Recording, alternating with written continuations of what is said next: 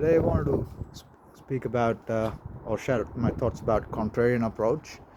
Of course, we know what it is, and the key thing that prevents most of us from going down that path is fear of loss, fear of failure, and we the fear of failure is like standing right in front of us, whereas the probability of profit is behind that. So, which is why we don't go down that path.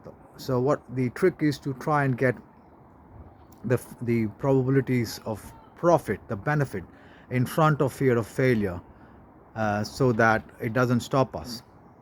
And so, what we can do for that, what I have tried and worked in my sales career, especially in regard to pipelines, is to manage the risk, is to have a system in place to manage the risk.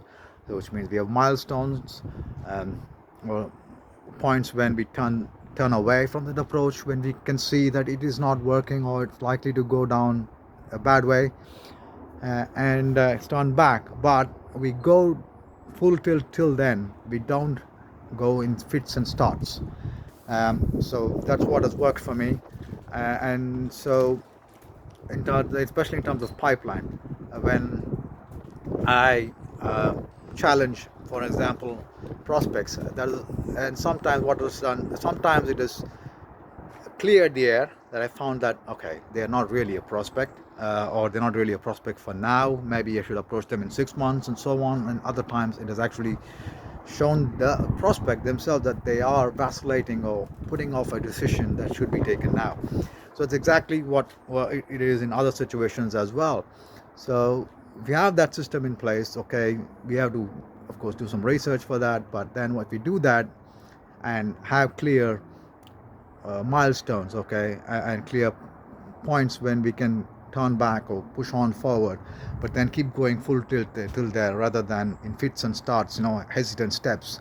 That's when it is likely to work out and pay off. And at the same time, having those milestones in place, those checks in place, allows us to turn back if it's looking bad, if it looks like going further is going to be dangerous or disastrous or bad, just bad. So that's how contrarian approaches, whether it's a small scale thing or a large scale thing, it's the same for both. Of course, the downside and upside are much bigger in the case of large scale than small scale. So we need to have that approach in place, and reap the benefits for that, while while avoiding the big failures there.